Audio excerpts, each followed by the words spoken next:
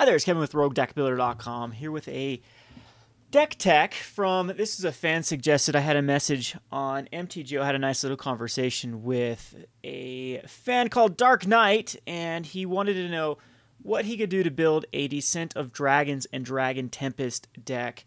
And this is the best list I could come up with. I think that he was using a red-green, but I really believe that splashing blue gives a lot of power just for the Sarkhan Unbroken, and it's not that hard to splash blue when your ramp cards are already Sylvan Caryatid and Rattleclaw Mystic. So this deck is going to try to get out a Sarkhan the Unbroken as quickly as possible, or a Xenagos. So it's kind of like a Rug or Teamer Super Friends list, as well as the Dragon Tempest list. So this is going to take a lot of testing, and unfortunately I'm not going to be able to test it. As I've mentioned in the past, like, I am incredibly strapped on cash right now for Grand Prix Vegas.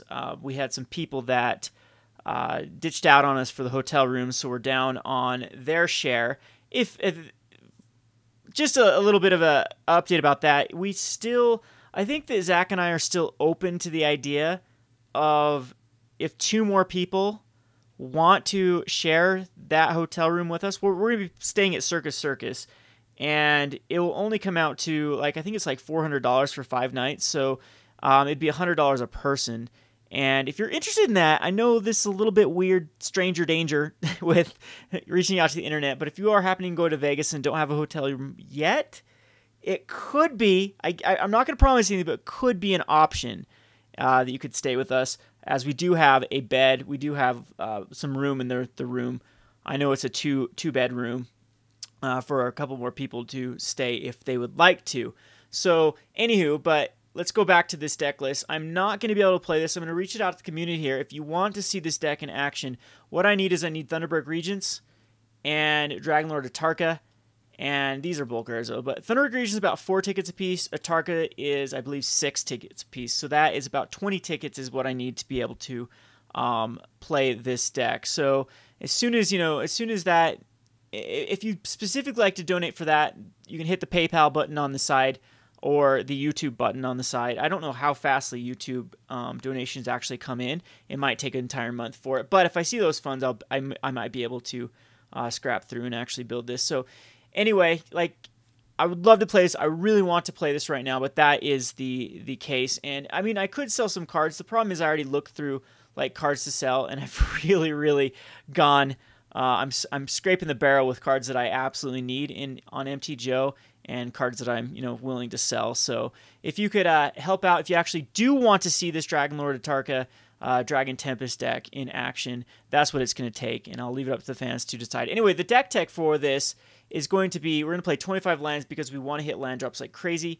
We're going to play 4 Temple of Abandons to help scry for what we need, 2 Temple of Mysteries, and again, Xenagos can ramp, Sarkhan can sort of ramp, but I initially had 4 Descent of Dragons, and I'm keeping the 4 Dragon Tempest because they do stack. So I don't ever want to see more than 1 Descent of Dragons, so 1 is fine. Eventually we'll draw into it, and I thought about going higher on the dragon list, like going into Stormbreath Dragons, going into Icefall Regents, but I thought that just this running 9 dragons here, I believe, or 8 dragons, is plenty, and then Sarkhan can pump out dragons, and then Descent of Dragons is basically destroying all of your Elvish Mystics, Rattleclaws, and Sylvan Caryatids to put in 4/4s and just combo off with the Dragon Tempest. So this deck can actually win at different levels.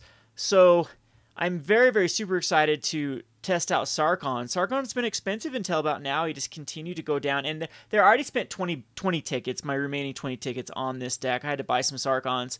I also bought the Descent of Dragons, which were cheap, but a few of the pieces here that I had to invest in. Let's go to the sideboard here. One little thing about the combo, Hornet's Nest is really good. We have 1 more on the side. Might want to go up to 4 because it's got some pretty neat synergy with Harbinger of the Hunt.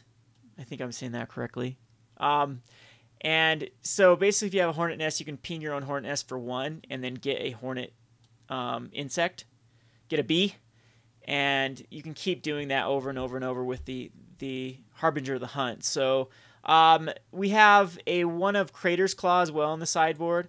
I just thought of everything that goes really well with Ferocious and a lot of mana ramp. Creator's Claw is probably one of the biggest pet cards of mine. It's like my whole reason I run red right now is how good Creator's Claw is. So we have one in the main board and one in the sideboard, and maybe we'll have to mess around with that list. I thought for the same reason, Mind Swipe, like you can generate a lot of mana. Mind Swipe, you can't generate as much mana because it's not going to be through Xenagos, but still, I thought that I want to try this out. It's a card that I've never really worked with, and thought it might be pretty good instead of like another negate, as we'll have the red mana and X, and then you counter spell unless his controller plays X and then deals X damage to the controller. So it seems pretty good in the format, and I thought I would try it out.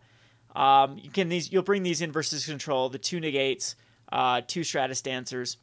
The Twin Bolts are really in here for when you bring in Hornet Nest. So my anti-aggro package is going to be 3 Twin Bolts, a Hornet's Nest, and 2 Shamanic Revelations. Shamanic Revelations just wins the game versus aggro. You get out like a quick 4/4 through Thunderbrick Regent or one of those, and then even just drawing a card and gaining 4 life, and then having your other dorks out like Sylvan Caryatid, drawing some more cards, a lot of times stabilizes you. I actually love it versus mid-range decks as well. I thought about building just a huge Ferocious deck in the rug colors with like Surrak and not the old school, maybe even the old school Surrak, the new school and the old school Surrak, and the Savage Knuckle Blades, because Shamanic Revelation seems to curve perfectly with like the Savage Knuckle Blades. I even thought about Frostwalker with Shamanic Revelation, and then you're drawing so many cards and gaining a lot of life, but sometimes with an aggro deck, you're not really relying on drawing cards. Again, I love to bring in Shamanic Revelation versus other aggro decks and other mid-range decks, because it takes the game over. Like, you completely gain a ton of life, draw a ton of cards, and when you've been picking each other off one for one each other, it is such a good card. I also thought about the See the Unwritten in here, because you're going to have a lot. Ferocious is going to be pretty easy, and then you can reveal the top 8 cards of your library and put 2 cards into play, but most likely you're going to be hitting like Mana Dork and 1 other, so it's not nearly as good. And with the amount of Planeswalkers, See the Unwritten's just not going to get us there. 2 Cure of the Crashing Wave, because she's really well positioned in the metagame right now. There are a lot of decks that are just trying to kill with 1 card, 1 or 2 cards, and then you can actually shut them down. And then she also has this kind of pseudo ramp by playing an extra land this turn. So really excited to play this, and definitely if you're up to seeing this, then you guys know what to do. This has been Kevin with RogueDeckBuilder.com. Thanks for watching.